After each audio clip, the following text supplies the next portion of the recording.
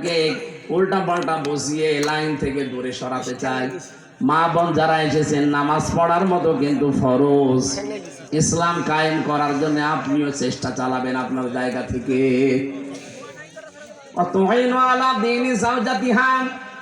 কোন স্ত্রী যদি তার স্বামীকে দিনের উপরে চলার জন্য সাহায্য করে, সহযোগিতা করে, পেছন দিক থেকে সাপোর্ট দেয়, তার জন্য আল্লাহ খাদিজাতুল কুবরার মতো জান্নাতে আলাদা ঘর বানিয়ে রাখবেন।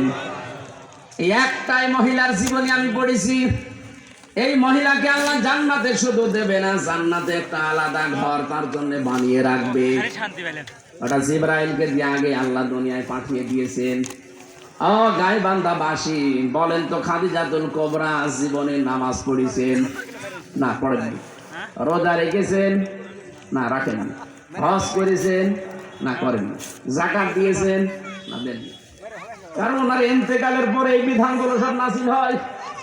একটা মাত্র কারণে আল্লাহ তাকে জান্নাতে ঘর উপহার দেবেন। ওনার স্বামীকে উনি দিনের কাজে চলার জন্য উৎসাহ দিতেন, খরচ করতেন, পেছন দিয়ে সাপোর্ট দিতেন।